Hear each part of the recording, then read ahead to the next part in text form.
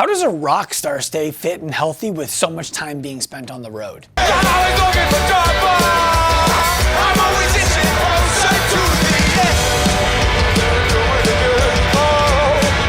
I was always curious about that, and I didn't expect to find out the answer when I was taking questions from people in Madison Square Park who wanted to know about their health and fitness, because I know stuff.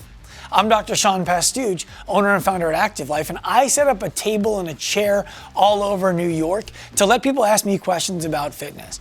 And I didn't expect Mike, the lead singer of Spiritual Cramp, a punk band, to be in New York City for a concert that weekend to stroll by and ask me a question about his deadlift.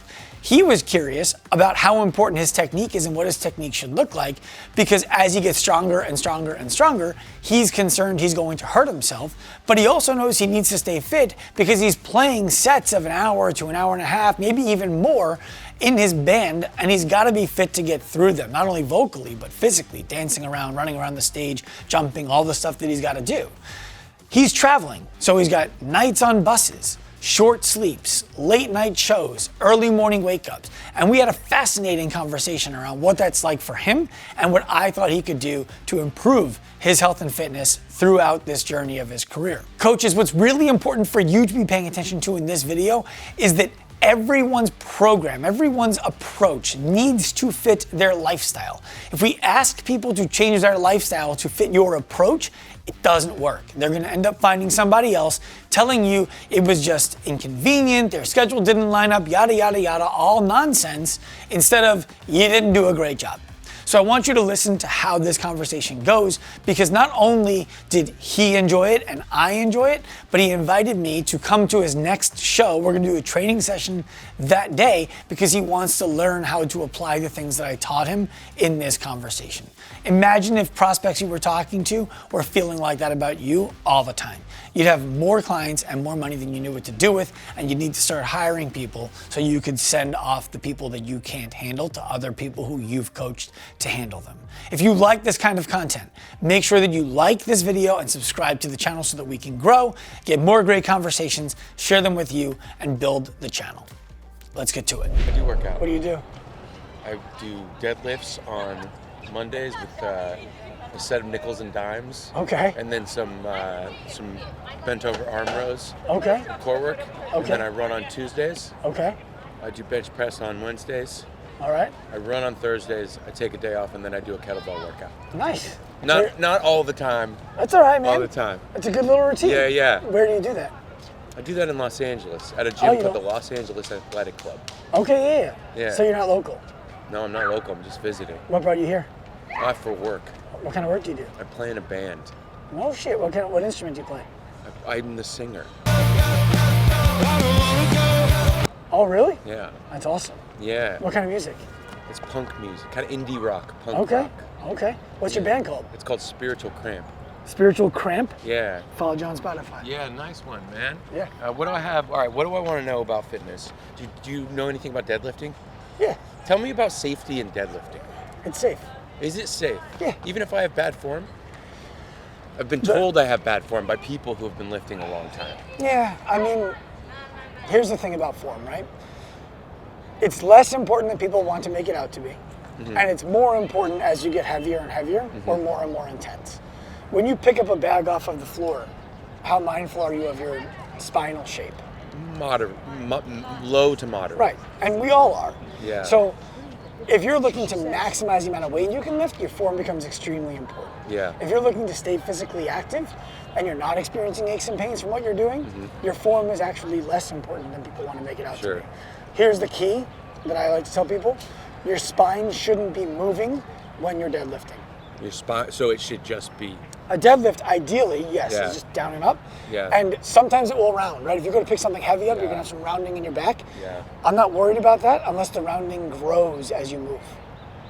When you say grows as I move, what, like in the movement? If you're rounding more as you lift the weight, yeah, sure. That's problematic. But if you watch people lifting like a 1 rep max or even a 3 or a 5, yeah, their back is going to have some round to it as they create tension off the floor. Yeah.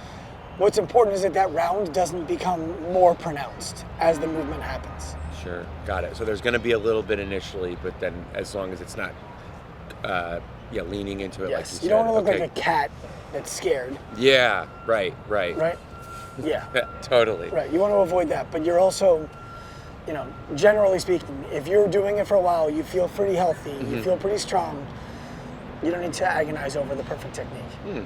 What if, so I'm doing 1 rep max type stuff. I'm like getting into like, the 300 territory for deadlifting. Do you think that is kind of the threshold for where I should kind of be pretty mindful? Anytime you're 1 rep maxing, Yeah. I would want to make sure you're minding your technique. Yeah, sure. Yes. Cool. If you're just getting in and pulling weight off the floor, less important. Yeah, you're looking sure. to peak, I am. technique becomes important. Yeah, sure. Good to know. So what are people telling you is wrong with your technique? I do round my back a little bit, and I found that when I deadlift with the hex-bar, my back stays the way it's supposed to stay. Well, you're built more to squat than you are to deadlift, I imagine. Do you squat? No, I don't. I imagine you would squat much better than you deadlift if you squatted regularly the way you deadlift. Oh, okay, cool. Do you think maybe adding some squats into my deadlift routine or my workout routine could help give me better form in my deadlift? Like, are those two motions connected? Everything is connected. Sure. I want to be careful not to say if you squat, your deadlift will. Yeah. And Can't guarantee if that. you squat, you could build strength in the postures that you're struggling to deadlift with. Sure, yeah, totally. I think that there is like an inherent, maybe not inherent, but there is some core strength that I am lacking when I deadlift, when I'm getting, because I can get 325 off the ground and get 1 rep in there, but you, as someone who knows fitness, would probably say, hold on a little bit, because I had someone who knows a little bit about something. He was like, hey, I just don't want you to end up in a walker. Right. You That's highly unlikely. Yeah, good to know. That's cool, because I've been pretty paranoid of it since. No. The walker is Right. very unlikely. Yeah, cool. How important is diet when it comes to fitness? I think you can outwork a bad diet, but you have to work really hard to do that. Oh, wow. That's an interesting opinion. You don't hear a lot of people say that. Yeah, you can outwork a bad diet, but Yeah. you got to really outwork it. Yeah, we get 6 days a week. It's borderline and unhealthy. Yeah, that's amount of unhealthy, exercise, for sure. But you can Yeah, do it. Totally. Otherwise, I think nutrition is critical. I think nutrition comes first. For me, if it had a mother or it Yeah. grew out of the ground, I'm good to eat it. Yeah. Other than that, like if it crinkles when I open it, I'm not really interested. Okay, what crinkles when you open it? I need processed food that comes Yeah, in a package. so whole foods. Yes. I'm And trying to eat single ingredient Yeah. whole foods as Yeah. much as I can. What about rice? Is that, would you consider that to be a whole Yeah, food? rice is definitely Yeah, I healthy. guess it comes I out like of the rice. ground. Right, I like- totally. I don't think there's a bad food. Yeah. I think that there are bad food-like processes, bad Yes. food-like chemicals, Certainly. right? But I don't believe that there's a bad food. Yeah, totally. That's great. So how do you stay healthy on the road? Man, it requires going to sleeping for 5 hours and prioritizing a 5? workout. Yeah, and that's the problem with working out on the road, is because with working out, recovery is so important. Getting good sleep, drinking lots of water, being healthy, and eating good food. And when we are on the road, you're going to bed at 2, and bus call is, it depends, maybe 7 a.m., 8, and so you have to hit that alarm and wake up and say, okay, is this workout actually a priority for me? And Right. it kind of gets down into like the 2-day-a-week, 3-day-a-week, and being on stage for 60 minutes Yeah. is certainly a cardio workout that I try to lean into when we're playing. Sure. But What I would recommend to you, yeah, come up with some kind of a neurological readiness test that you can do every day before you train. So you might get 5 hours of sleep and think, I'm not good to train today, but in reality, your nervous system is very recovered and you're good to go. And you might wake up in the morning and say, I feel pretty good, but I'm not really sure. Something's in the back of my mind. If you have a neurological readiness test, you can more quickly make smart decisions about how you want to train that day, intensity or less. can you tell me what a neurological readiness So an example of test something is? like that would be you walk into the gym, they have a 10-pound bumper plate, like the rubber plates. Mm-hmm. You put it on the ground. Take 30 seconds, jump on it and off of it as many times as you possibly can. Mm-hmm. And when you're fresh, you do that. That's your baseline. When you're not fresh, you see how far off the baseline you are. Oh, right. So we create a baseline for how many we can get in a minute, Yes. In 30 seconds. In 30 seconds, and then assess that and say, Yep. okay, I'm a little slow today. We're gonna. I usually get 35. Today I got 22. I probably shouldn't push it today. Yeah, I can totally. still train today, but it doesn't seem like it'd be wise to push it. Sure, that's really good advice. Is it dangerous to do deadlifts with really bad technique? Yeah. Is it more dangerous to sit on your couch and not pick anything up because you're afraid of doing it wrong and hurting yourself? Yeah.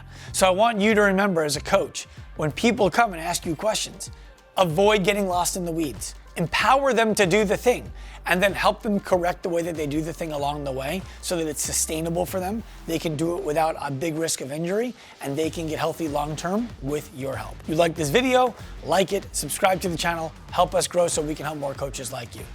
Also, check out Spiritual Cramp's channel. They put out some pretty cool stuff. I'm Dr. Sean Pastuch. This video's over.